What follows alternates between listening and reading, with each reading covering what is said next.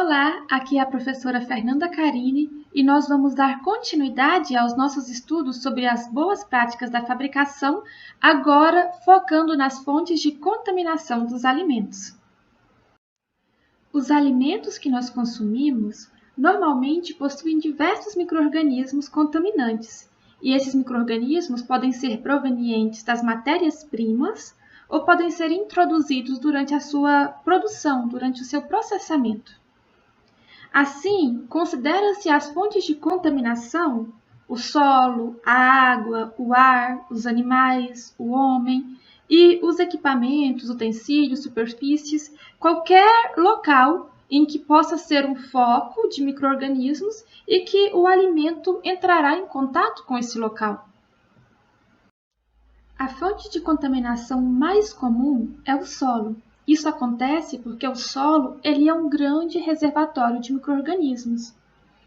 Muitos micro-organismos que são utilizados industrialmente, como na indústria farmacêutica e alimentar, para a produção de antibióticos, enzimas, vitaminas, eles são provenientes do solo. Contudo, o solo não tem apenas micro-organismos benéficos, existem também alguns micro-organismos que são patogênicos, e este é o grande problema em questão, porque esses micro-organismos patogênicos ou deteriorantes, eles podem se aderir aos alimentos, podem ser transportados para esse alimento por meio dos animais, ou se aderir à planta durante o seu cultivo, ou ser disseminado pelo ar ou pela água. O grau de contaminação de um alimento por micro-organismos presentes no solo vai depender muito de sua origem e também do manejo deste alimento. Ele pode ser contaminado pela água, pelo adubo orgânico, por meio do pó levantado pelo vento ou pela chuva, mas isso vai depender também da sua exposição ao solo. Geralmente, alimentos que são tubérculos ou raízes, eles estão mais propícios à contaminação pelos micro-organismos presentes no solo. O mesmo vale também para as frutas, hortaliças e legumes que crescem de maneira mais rasteira, como o melão, a melancia, o alface. Então, isso vai depender muito, a origem do alimento também vai definir o seu grau de contaminação. Agora nós vamos comentar sobre outra importante fonte de contaminação dos alimentos, que é a água. Acontece que muitos cursos aquáticos, como mares, rios e lagos, eles têm sido utilizados como destino final dos esgotos, seja eles domésticos ou industriais. Por isso, a contaminação das águas elas torna um problema muito grave. E assim, alguns peixes e mariscos que crescem nessas águas contaminadas e fazem parte da nossa alimentação podem estar contaminados com micro-organismos que também podem ser muito ruins para a nossa saúde, que podem ser patogênicos. Neste contexto, nos referimos às doenças de veiculação hídrica, como a leptospirose, a malária, as verminoses, a febre tifoide, a hepatite, a cólera, uma série de outras doenças que vão causar problemas gastrointestinais, que são as gastroenterites.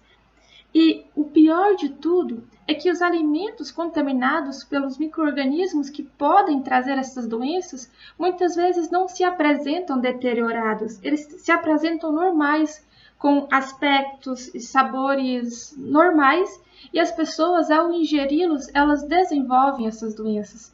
Então, a água é um importantíssimo contaminante e que deve ser levado em consideração. Isto porque a água ela deve estar em boa qualidade, já que ela é um elemento importantíssimo para a produção dos alimentos. Ela é utilizada para preparar, lavar, refrescar os alimentos.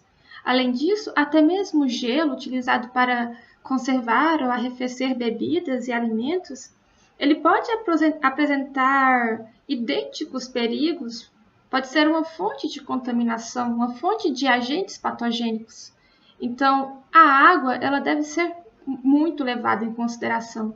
Até mesmo a água que é utilizada para a limpeza, porque aí a gente vai chegar em uma outra fonte de contaminação, que é o ambiente, que são as bancadas, os utensílios. Esta água também ela deve estar limpa para poder tratar os alimentos. Mas de onde vêm estes contaminantes que estão presentes na água que podem trazer tantas doenças? Eles podem vir do solo, onde eles são transportados através da chuva, que vai arrastar partículas do solo contaminadas com micro-organismos para os cursos de água. A gente já comentou também que eles podem vir dos esgotos, em que algumas espécies de bactérias, vírus ou parasitas, eles são excretados por pessoas ou animais e podem contaminar a água, e esse é um dos maiores riscos para a saúde pública. E ele também pode vir de atividades agrícolas e agropecuárias, em que os resíduos dessas atividades eles não são tratados e eles são jogados em meios aquáticos. Então, há diversas fontes de contaminação que podem levar micro-organismos patogênicos para a água e que pode tornar a água uma fonte de veiculação de doenças. Até agora, quanto às principais fontes de contaminação dos alimentos, nós já comentamos sobre o solo e sobre a água. Agora nós vamos comentar sobre a contaminação pelo ar. O ar é um dos ambientes mais hostis para os micro-organismos. No ar não existe umidade e nutrientes para que os micro-organismos eles possam se desenvolver. Nós já aprendemos que o desenvolvimento microbiano precisa de umidade e precisa de nutrientes. Então, na atmosfera, os micro-organismos eles vão estar na sua forma inerte.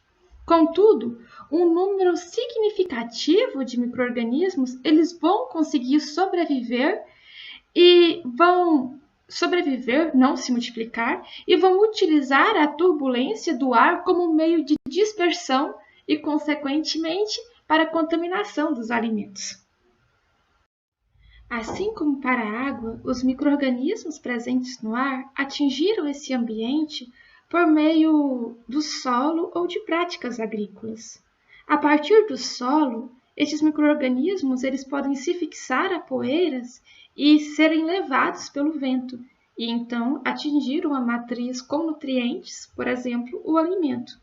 E também esses micro-organismos podem se encontrar nas gotículas de água presentes nas pulverizações, por exemplo, no esterco líquido, na irrigação associada às atividades agrícolas.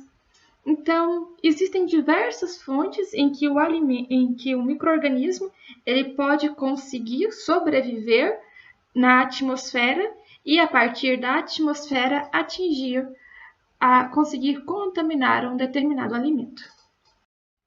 Agora, nós vamos comentar brevemente sobre as fontes de contaminação por animais e pelos seres humanos. Mais tarde, ao longo dessa disciplina, nós vamos voltar a essas duas fontes de contaminação, em que nós vamos discutir um pouco sobre o controle integrado de pragas e também sobre as normas de higiene e condutas para os manipuladores de alimentos.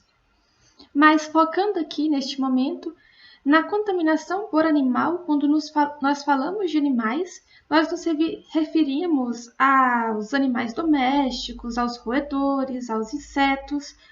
E estes animais eles podem ser portadores de micro-organismos no seu trato gastrointestinal, no seu corpo, nas suas patas. E por este motivo, eles não devem estar presentes nos locais em que se manipulam os alimentos. Porque estes micro-organismos presentes nestes animais, eles podem ser patogênicos e levar doenças, contaminação ao seu alimento. Um outro ponto também que nós precisamos frisar é que durante o abate, as carnes do animal, elas podem ser contaminadas pelas bactérias presentes no intestino dele. E aí nós temos que usar o princípio da precaução, em que nós devemos considerar que as carnes cruas e os líquidos, por exemplo, o sangue desses animais, eles estão potencialmente contaminados com micro-organismos patogênicos. Então, eles devem ser muito bem tratados antes de serem ingeridos.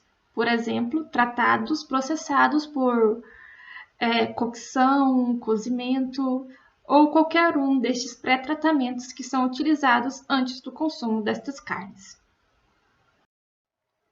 Tal como os outros animais citados anteriormente, o ser humano é portador de micro-organismos também.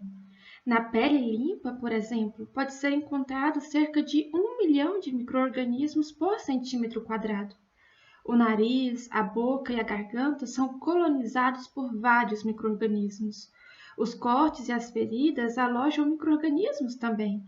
Os excrementos contêm cerca de 10 bilhões de micro-organismos por grama. Esses micro-organismos encontram-se naturalmente presentes no nosso organismo, sendo inofensíveis nas condições normais de saúde. Mas muitos desses organismos têm a capacidade de causar doenças quando estão em números elevados. Por isso, é muito importante evitar o seu acesso e a sua multiplicação nos alimentos. Então, só frisando, a contaminação pelo ser humano também é uma fonte muito importante e que deve ser analisada. Agora nós chegamos à nossa última fonte de contaminação, que é a contaminação pelas superfícies. Quando falamos de superfícies, nos referimos à mesa, à bancada, aos utensílios como concha, garfo, faca. E essas superfícies elas podem sofrer contaminação cruzada, que acontece quando elas entram em contato com os micro-organismos, resultando na transmissão de uma certa quantidade de micro-organismos para essa superfície. As principais fontes para a contaminação cruzada são o próprio manipulador e também os alimentos crus. Após a utilização, caso os utensílios e as superfícies não forem adequadamente higienizadas, os resíduos de alimentos serão utilizados como meio de crescimento pelos micro-organismos presentes, podendo tornar-se uma situação muito grave, principalmente se estiverem manipulando alimentos que já vão ser utilizados na alimentação, como as carnes cozidas ou saladas.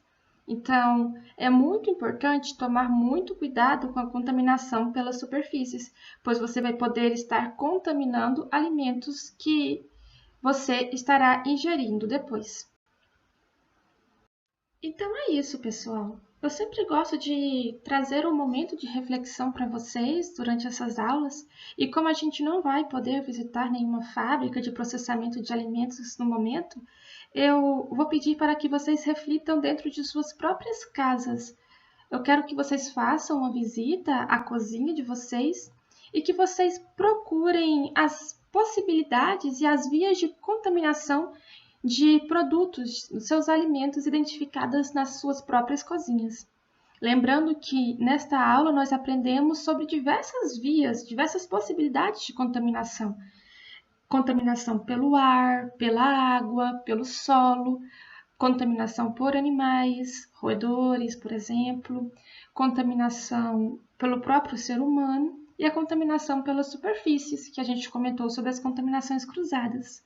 Então, pare um momentinho, vá na cozinha de vocês, reflitam sobre quais são as possibilidades de contaminação e converse comigo depois para a gente discutir como reduzir essas possibilidades de contaminação.